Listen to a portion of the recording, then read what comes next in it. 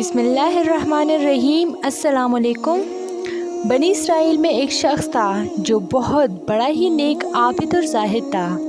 सब लोगों में उसकी बड़ी इज़्ज़त थी। लोगों में उसकी नेकी का बड़ा ही चर्चा था। उसी इलाके में एक शख्स और था। लोग उसे बहुत बुरा इंसान समझते थे।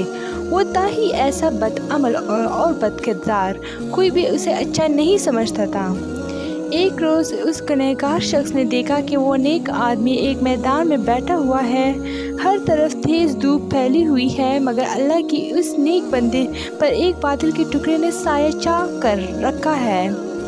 गुनहगार ने ये मंजर देखा तो अपने दिल में बड़ा शर्मसार हुआ और ये ख्याल पैदा हुआ कि इस चिलचिलाती धूप में जहाँ दूर दूर तक साया नहीं है, बादल के एक टुकड़े ने सिर्फ इसलिए उस पर साया कर रखा है कि ये अल्लाह का नेक बंदा है।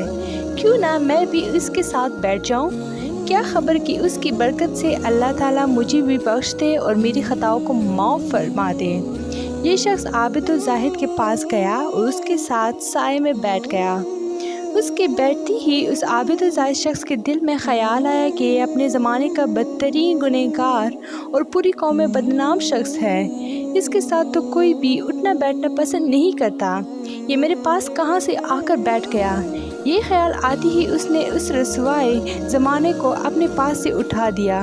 वो गुनहगार शख्स उठा और चला गया, लेकिन बादल का वो टुकड़ा भी उसके साथ रवाना हो गया और उसके सर पर साया फगन हो गया। उस फासिक को फाजिर ने जो कुछ किया, हमने उसके खलूस और जज्बा शर्मसारी के सबब उसे बख्श दिया और उसकी पिछली सारी खताएं माफ़ कर दी, जबकि उस आबिद की तमाम नेकियां और अच्छे अमाल उसके तकब्बुर की वजह से उससे छीन ले गए। तो ये थी मेरी आज की वीडियो। उम्मीद करती हूँ कि आप लोगों को अच्छी लगी होगी। चैनल को लाइक, शेयर एंड सब्सक्राइब ज़रूर करें। Stay tuned for more. Thanks for watching.